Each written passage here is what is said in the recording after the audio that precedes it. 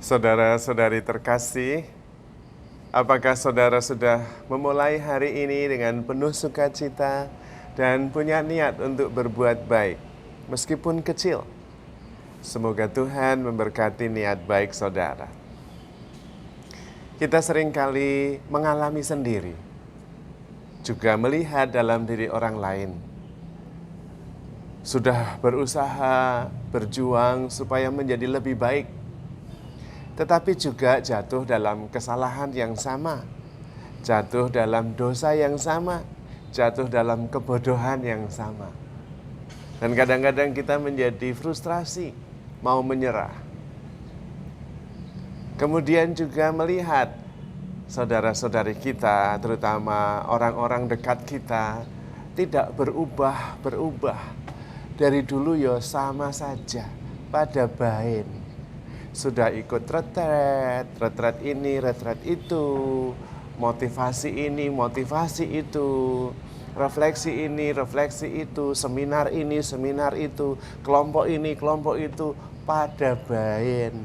Ujungnya jatuh dalam persoalan yang sama, dosa yang sama, kesalahan yang sama. Seperti tidak ada kemajuan apa-apa. Sebetulnya apa yang terjadi dan mengapa bisa begitu? Menurut kitab suci, salah satu sumber yang bisa kita renungkan, kita pelajari, memang dikatakan bahwa manusia itu sejak kecilnya kecenderungannya itu jahat dan dosa. Karena itu Tuhan mengutus putranya untuk menebus dosa kita. Bukan meminta supaya kita menyelamatkan diri sendiri. Karena memang tidak bisa. Karena itu ada spiritualitas yang berdasarkan pada usaha manusiawi saja, atau menitik beratkan pada usaha manusia belaka. Dan karena itu seringkali ujungnya adalah frustrasi karena nggak maju-maju, atau kemajuannya kecil dan presentasinya yang berhasil itu 0,0,0,01%. Dan ada spiritualitas yang memang mendasarkan pada kasih karunia Allah. Jelas ada usaha manusiawi, tetapi terutama rahmat Allah yang bekerja. Bahkan usaha manusiawi itu sendiri karena didorong oleh karunia dari Tuhan. Dan memang sebetulnya titik awalnya adalah kesadaran bahwa kita orang berdosa dan tidak bisa berjuang sendiri. Membutuhkan rahmat Tuhan. Dan menurut saya justru titik tolak seperti ini membuat kita menjadi lebih tenang.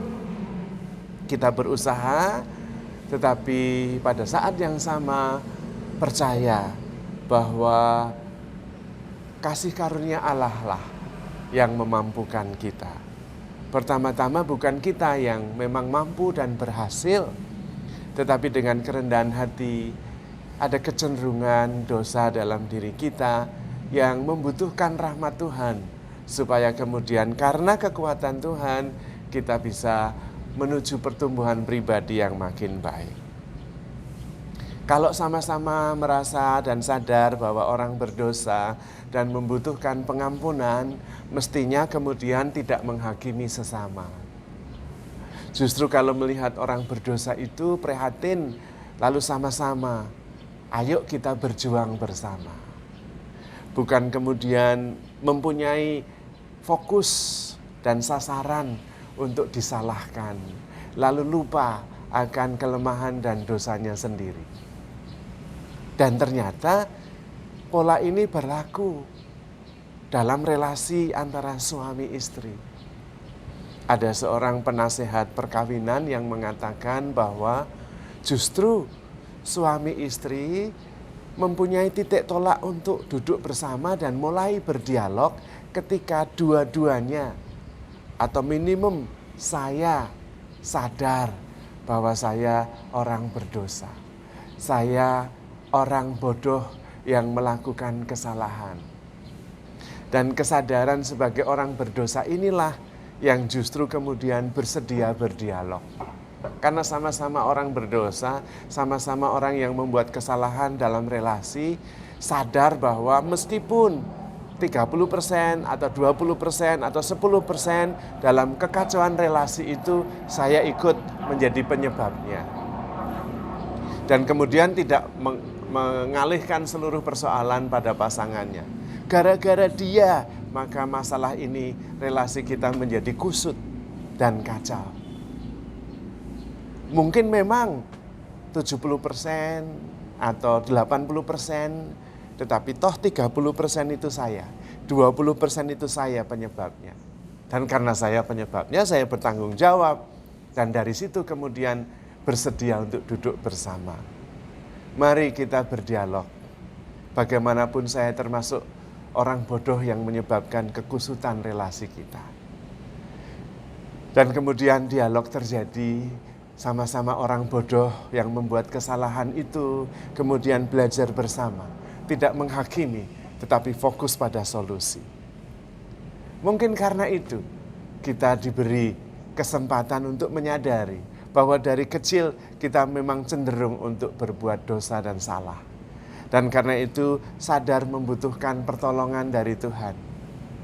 Dan karena itu terus berjuang bersama Tuhan, tidak menyerah meskipun jatuh dalam dosa yang sama. Pada saat yang sama tidak menghakimi orang lain ketika melakukan kesalahan karena sadar memang kita semua sejak kecil cenderung melakukan kesalahan dan kejahatan. Karena itu sungguh-sungguh perlu mengandalkan Tuhan. Dan mungkin dari situ justru kehidupan bersama menjadi lebih baik. Pertumbuhan pribadi, pertobatan dimungkinkan. Tetapi kalau merasa bahwa saya lebih baik dari yang lain, dan orang lain menjadi penyebab kegagalan relasi kita, kita kemudian kurang sadar bahwa kita sendiri juga membutuhkan pengampunan dan pertobatan. Dan karena itu dialog tidak terjadi. Maka saudara-saudari terkasih, kesadaran bahwa kita orang berdosa dan cenderung berdosa nampaknya negatif. Tetapi kalau disadari justru menjadi berkat yang menyelamatkan. Karena kemudian menjadi rendah hati, tidak menghakimi orang lain, tetapi tetap berpengharapan dan percaya bahwa Tuhan akan menolong kita. Dan kemudian juga menjalani hidup menjadi lebih tenang karena sadar bahwa segalanya bergantung pada kasih karunia Allah. Tetap berjuang karena sadar keberhasilannya tidak tergantung pada usaha kita yang seringkali gagal karena kecenderungan kita yang memang menuju kepada kesalahan dan dosa. Sekaligus kita juga sadar betapa besar kasih Allah kepada kita. Karena meskipun kita dosa dan cenderung berdosa, tetap dikasihi dan diampuni dosa-dosa kita. Dan itu memberi harapan kita bisa selalu memulai kembali perjuangan kita untuk tumbuh menjadi makin baik. Maka saudara-saudari terkasih, bertobatlah. Handle yourself with care because you are loved. Tuhan memberkati.